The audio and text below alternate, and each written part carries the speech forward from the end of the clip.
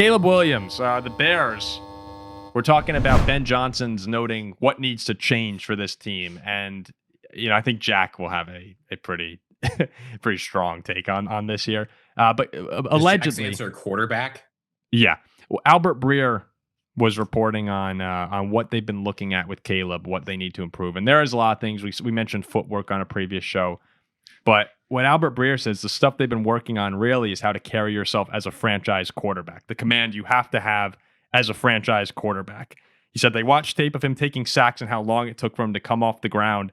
Basically, the point they were trying to make to him was last year is a tough year. Offensive coordinator gets fired. Head coach gets fired. O-line wasn't good.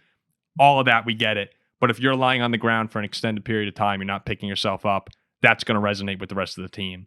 You need to be popping up after those hits. Now, yeah, it's funny, they're not the ones getting crushed by 300-pound defensive linemen.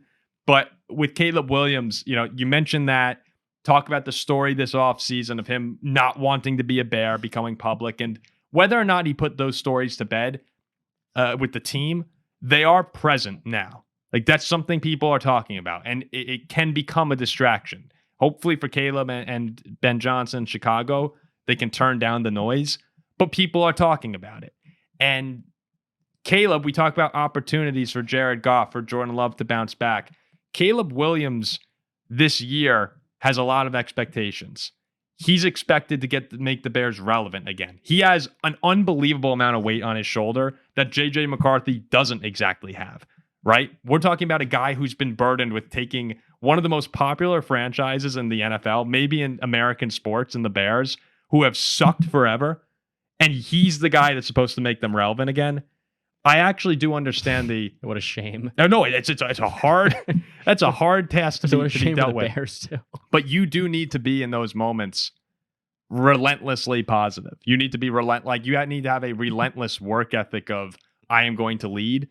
And I do think that with Caleb, you need that to improve this year. I expect it to.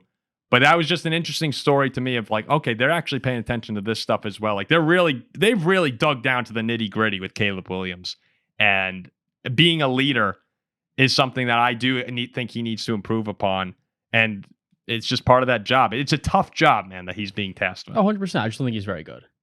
I go on this whole thing about leadership and improving. And Jack's I think he sucks. I don't think he's a good NFL quarterback. I think he's a college quarterback.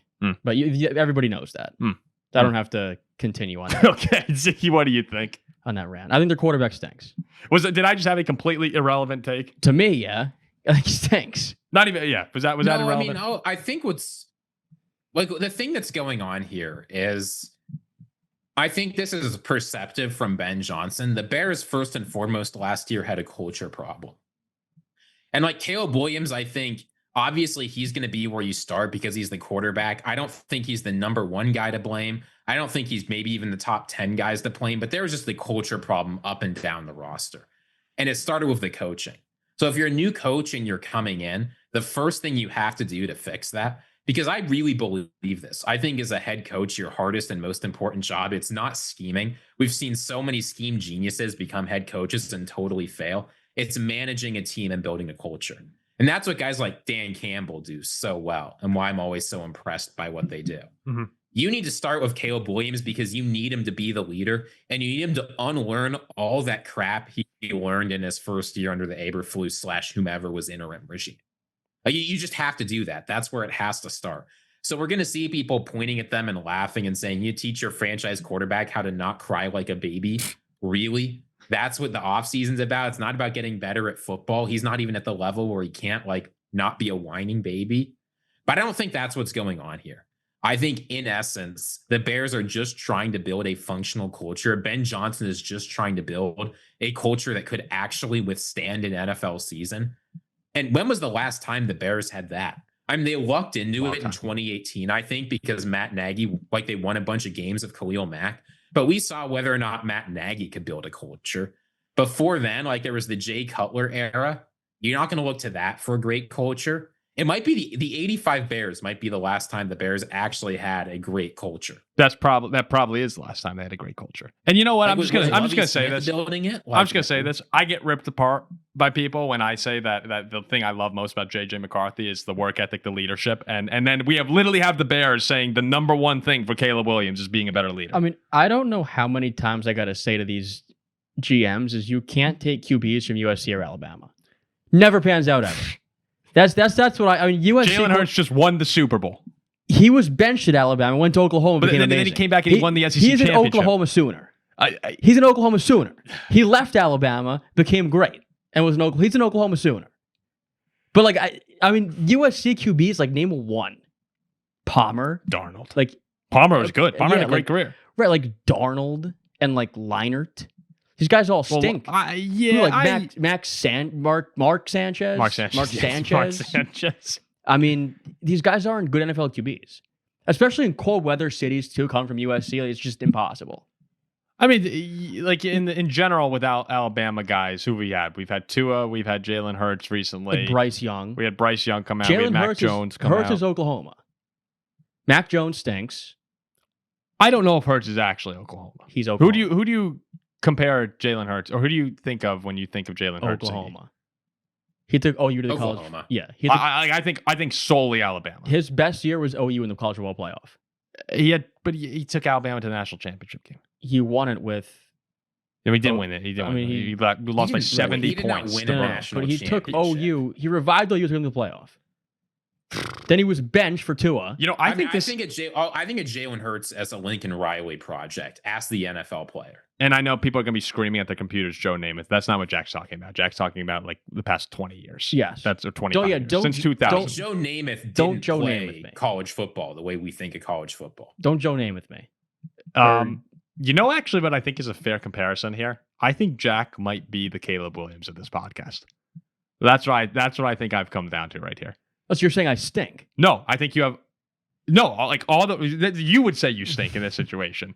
But I think Jack, like, he stinks. All the natural talent in the world, but you need to coach him up and have him be a leader. Like Jack will walk in, making his inappropriate jokes like 15 minutes late, and he's like, "Did you do the research for the show?" He's like, "No." But you're like, "Damn it, this guy." I was 4 minutes. This guy did his work. He'd be unbelievable. I was 4 minutes early. And we just need to find the Ben Johnson to turn this even guy. if you coached up Caleb, he still stink. Well, we'll see this year. Is that do you like that comp, Ziggy? I was 4 minutes early today. I like that comp. I think it's a great comp. I was 4 minutes early today. That's not doing what you think it's doing. I was the 4 minutes early. The 4 minutes early, I think, was actually huge. Like Jack walked in today, he was like, but insisting like I'm the GOAT. I was 4 minutes early. I don't think he's insisting he's the GOAT. Might be the Kyler Murray. No, right? I'm saying we need to put Kyler's like it's in his contract that he's got hours of study time for the show. The best was this year when I was short. He's pretty quick. I was away for the opener of the Packers opener. I kind of like Kyler on a Friday night, and I get the text from Jack. He's like, "I am borderline getting too drunk to do the show," and I was like, "You need to stop. You need to go do the show." And actually, you guys did a great job, the two of you. I held the fort down. I think Caleb needs to do a little bit better job there, and I think he will. I'm a believer. I'm not going to read this stat. There was a fun Caleb stat. I'm not going to read it. Okay. So what? What, Lauren? That was such a tease. There's a fun stat, but I'm not going to read Paul it. teases me every night before bed. This will be 1 minute because now I guess people want to know. But Caleb was sacked 68 times last year. It was horrendous. In terms of play action, I thought this was interesting. The Jared Goff ran just under 36% of his plays last year in play action. The Bears were last in the league at 18.5, or we're close to last with 18.5% of the time. Ben Johnson, wants to do more of that with Caleb, and I think that will work because he gets out of the pocket, he's creative, he makes a lot of plays. But it said apparently 8 of the last 10 quarterbacks, or 8 of the 10 quarterbacks who led the league in passing attempts and play action made the playoffs last year, and the year before that was 7 out of 10. So I don't know, maybe like just something I thought was kind of cool. Ben Johnson is leaning into play action. I think it'll benefit Caleb. And apparently it's benefited a lot of quarterbacks in the league. And so I don't know why more people aren't doing that, but there's a little fun factor there. Ziggy probably knows some number in the back of his head, and he's like, Paul, Ziggy's got something. Paul's like, what the hell are you talking about? There goes Ziggy with this.